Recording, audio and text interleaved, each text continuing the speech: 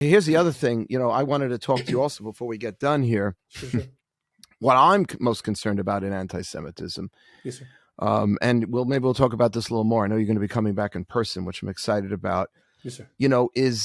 Is that the right-wing anti-Semitism is very much fought with vigor by Jewish groups and non-Jews alike. Absolutely. White supremacy, this kind of thing, if you hear it. But the left-wing anti-Semitism espoused by like the Hadid sisters, Roger Waters, Pink Floyd, yes, sir. It gets a pass. Yes, sir. It gets a pass, I think, because, it's criticizing Israel primarily. That's their platform. They don't say anything about Jews. Yes, sir. They talk about Israel. And Israel, you can, it's a country, so you can critique its policies. But when they start calling it a Nazi regime, an apartheid regime, I mean, to me, that's anti-Semitism. Do you agree with that? That is anti-Semitism, or it's just they're critiquing Israel for their treatment of the Palestinians? Hatred and undue criticism of Israel is hatred and undue criticism of the Jews. It's been proven over and over and over again. And for anybody who's doubting, if you've been listening up to this point, I want you to bear in mind that some of that radical fringe that we talked about, the Black Hebrew Israelites, they are now talking more and more disparagingly about Israel. Why? Oh my God, there you go, right? Because those things are part and parcel, right? They're posting stuff about the Palestinian people, the apartheid state, right? How do they go from we're the real Jews, these are fake Jews, to now Israel's doing this to the Palestinians? The same way that Black Lives Matter ostensibly fought on behalf of people like George Floyd, Breonna Taylor, but then automatically with the whole Ferguson protest,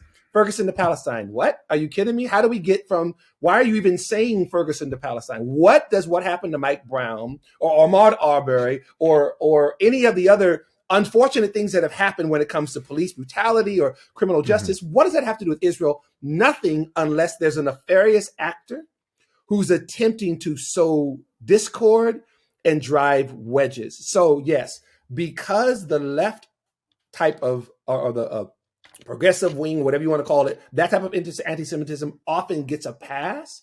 Rabbi, believe it or not, that's another reason why we are here now. One of the articles that we wrote in our organization, we have a Substack called Africa Israel Weekly, right? And it was probably one of the most controversial articles that we wrote, because for the very first time, and we don't do this, we just had to do it this time, we had to actually take a pro-Israel or Jewish organization to task, which was the ADL, right? We didn't want to. We tried to avoid it, but the problem was this.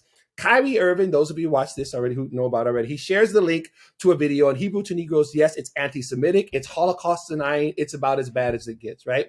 And it's unfactual, it's not scholarly, the whole thing. We can talk about that for a long time, right? But Kyrie shares the video.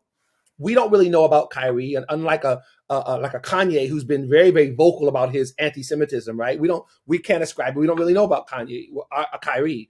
Our organization was concerned, however, with how it was handled. What you had was the ADL and the NBA coming together to highlight, obviously what happened was bad, right? We didn't have any problem with that. You need to actually discuss it.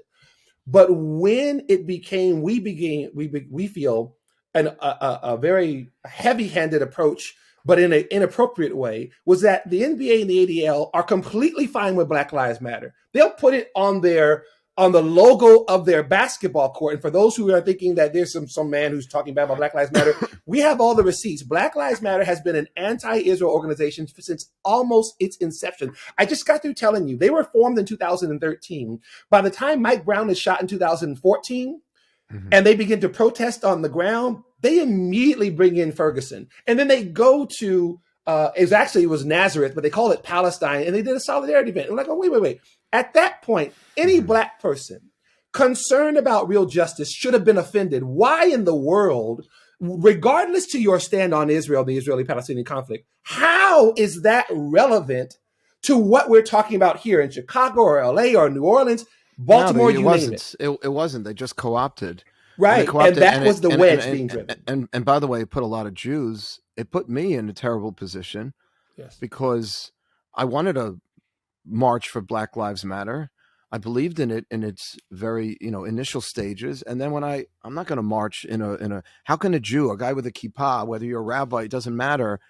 march alongside when they're calling your government, your state, the Jewish state, an apartheid state. You can't do that. And it lost a lot of credibility in the Jewish community. Unfortunately, not in all segments of the Jewish community, as you rightly point out.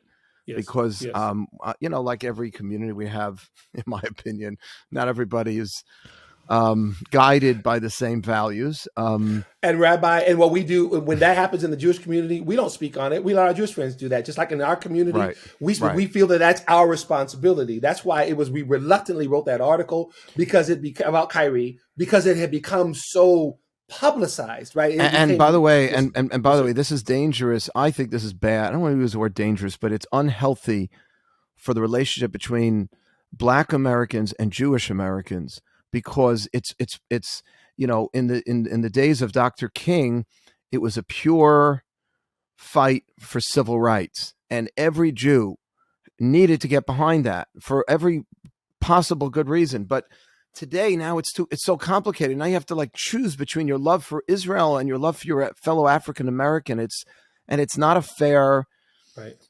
Yeah, which was intentional, Rabbi. So that one of the things that we said, and back to your point about the whole left wing part of it, those are the things, like whether it's a Black Lives Matter, whether it's a critical race theory, which sounds good on the surface, but you keep digging underneath that. And oftentimes some of this curriculum that's happening in colleges is anti-Jewish, anti-Israel. There are these kids. Of course it's anti-Jewish. Yeah. Right. So we're telling people all the time, if you think that what Kanye is saying is bad, do you understand that critical ethnic studies is teaching kids for credit that Israel is committing genocide against the Palestinians, that Israel is an apartheid state? They're learning these things in school, right? So they're being indoctrinated in ways that most people do not understand, right? And this puts the Jewish community even more at risk when it comes to the United States. Of course. And I want you to know, I want everyone who's listening to this to know that Israel invites, and I believe in an open, in the ability of any person to be able to express their point of view against any government in the world. And Israel is not perfect. She doesn't make all the right decisions all the time, like any other country. But to call her to make those kind of radical statements. So I just want to, how do we get people to see behind this ruse? That, what do you mean? Look what they're doing to the Palestinians. Therefore, they are. Now, there is stuff happening with the Palestinians. I'm very keenly aware of it. And it's complicated and it's difficult. And Israel's in a very difficult position. And she's constantly trying to negotiate. I'm not saying she's doing it perfectly. It's a complicated democracy. Look, you see what's going on over there with the elections. But how can we get people? Because I will tell you, I'm going to share something else with you. You'll appreciate this as a pastor. So Rabbi Soloveitchik, who is sort of intellectually one of the great leaders, thinkers of the 20th century that greatly influenced my thinking, and most of my teachers were his students. And he wrote, and you'll find this interesting, that this is a general trend in history for centuries, not to attack the Jew frontally, but through their institutions. Hanukkah is coming up. The Greeks were smart enough not to attack the Jew, let's say, just directly. What they attacked was what represented the Jew back then was the temple. It was the temple. Today, Rabbi Soloveitchik wrote this. He said this probably in the 50s or 60s. It's Israel. And you can get away with a lot more if you critique Israel than if you critique a Jew. Right. And I think that's important for us, to be aware of, because, and Jewish people feel, well, they touch the third rail, Israeli-Palestinian conflict. We can't go there. Right. There's legitimate critique. What can we do? Right. Okay, there's legitimate critique. What does it have to do with calling an apartheid Nazi government